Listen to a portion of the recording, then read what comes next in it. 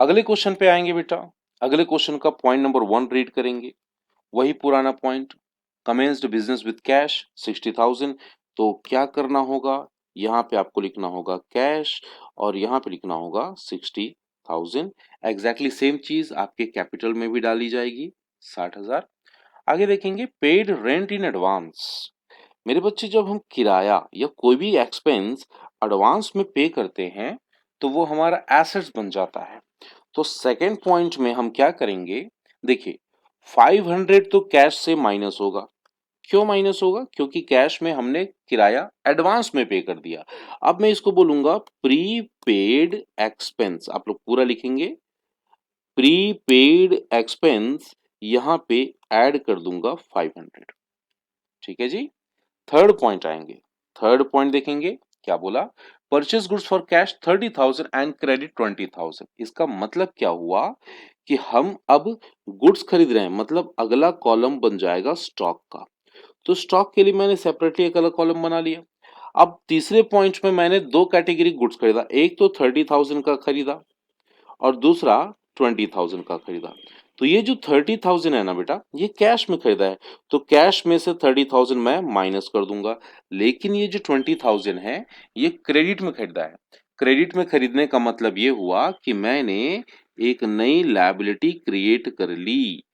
तो क्रेडिटर आ जाएगा मेरे पास 20,000 रुपीज का। Is that clear? बोलो हाँ। आगे चलते हैं। फिर हमने ना गुड्स बेचे हैं 30,000, सॉरी 20,000 के गुड्स को, जिसकी कॉस्ट 20,000 थी, उसको हमने 30,000 में बेचा है।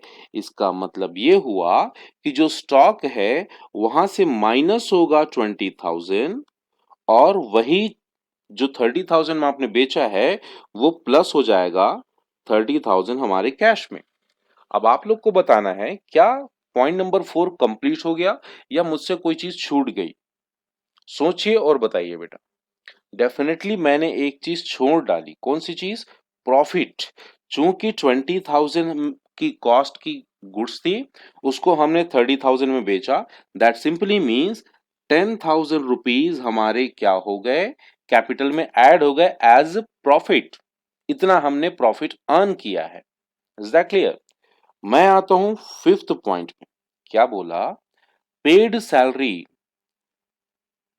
Rupees 500 and salary outstanding being 100। तो बेटा सैलरी आउटस्टैंडिंग भी है और बेचा भी है। तो सिंपली आउटस्टैंडिंग है और सैलरी दिया भी है, सॉरी दिया भी है। तो दोनों केस में आपको 500 और 100 कैपिटल से माइनस करना होगा। सर क्यों माइनस करना होगा, क्योंकि दोनों के दोनों एक्सपेंस है बेटा। तो 500 आपने एक्चुअल में सैलरी दिया है जो कि कैश में से माइनस होगा, और 100 रुपए की जो सैलरी है वो आउटस्टैंडिंग है। और आउटस्टैंडिंग हमारी क्या होती है, हमारी होती है लायबिलिटी। तो नया कॉलम बनाएंगे और लिखेंगे आउटस्टैंडिंग एक्सपेंस और यहाँ पे पुट करेंगे 100। आपकी लायबिलिटी 100 रुपए से बढ़ गई। Is that clear? अब लास्ट पॉइंट देखेंगे, इट्स वेरी इंटरेस्टिंग। क्या बोला, bought motorcycle for personal use. मेरे बच्चे को इंसान मोटरसाइकिल खरीद रहा है किसके लिए, पर्सनल यूज के लिए। तो सिंपल सी बात है, ये हमारे बिजनेस से रिलेटेड तो नहीं हुआ, ये हो जाता है ड्राइंग। इसका मतलब ये हुआ कि इस बंदे ने बिजनेस से पैसे निकाले हैं और अपने लिए मोटरसाइकिल खरीदा है। तो ऐसे ट्रांजैक्शन को हम बोलते हैं ड्राइंग, और ये हमारे कैश को रिड्यूस कर देगा 5,000 से। और दूसरा, कैपिटल से भी इसको हम माइनस करेंगे 5,000। अब इसको ये मत सोचना कि सर मोटरसाइकिल तो हमारा एसेट्स हो जाएगा। बेटा एसेट्स तभी होगा जब आपके बिजनेस के लिए वो एसेट्स खरीदा जाए, अदरवाइज नहीं होगा। Is that clear? चलिए टोटल करके क्रॉस चेक कर लेते हैं कि हमारा आंसर सही आया कि नहीं आया। तो 60 माइनस 5 59 500, माइनस 30 29 500, प्लस 30 59 500, माइनस 500, तो ये हो जाएगा 59,000। 59,000 माइनस 5,000, ये हो जाएगा मेरे बच्चे, कितना हो जाएगा, 54,000। प्रीपेड एक्सपेंस आपका एग्जैक्टली 500 का 500 ही रह जाएगा, उसमें कुछ भी चेंजेस नहीं है। यहाँ पे आपके बच जाएंगे 30,000। तो ये मेरा एक साइड का टोटल आ गया, एक साइड का हमने टोटल कर लिया। चलिए जरा कैपिटल को करते हैं। 60 प्लस 10 70, 70 में 5 निकाल दो 65, 65 में 500 निकालो 64,500 माइनस 100, तो ये हो जाएगा 64,400।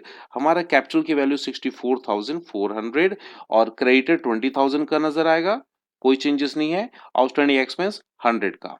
लीजिए बेटा, ये आपका एक और क्वेश्चन सॉल्व हो गया।